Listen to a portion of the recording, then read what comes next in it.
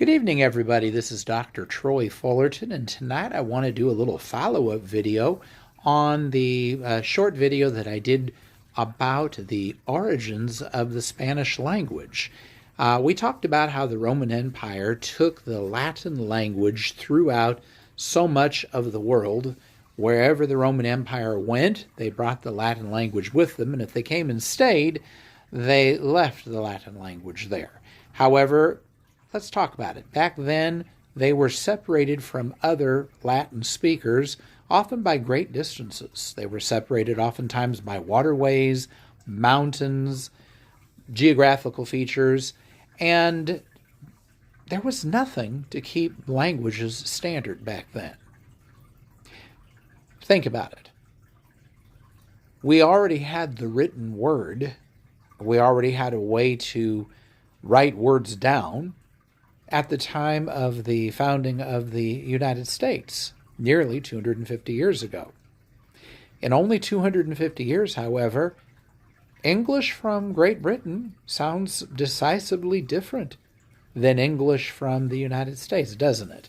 So languages do drift from one another, even under the best of circumstances, and back then they didn't have the best of circumstances. There was no internet. There were no telephones. They didn't even have printing presses back then. And so there were so many things missing that served to keep our languages standard nowadays. And even nowadays, different accents emerge, different words take hold in one area but not in another. So what happened with the Latin language? Well, what happened was wherever they took the Latin language, people who spoke another language received it, oftentimes imperfectly. And as we discussed in our other video, we were talking about what was called vulgar Latin. That is the Latin spoken by the uneducated masses of people. And so these people, most of them can't read or write, never get educated.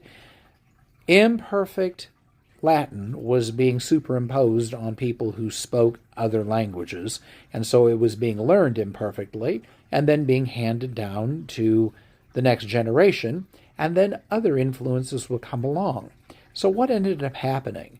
Well, we wound up with not only Spanish, but also Portuguese, French, Romanian, Italian.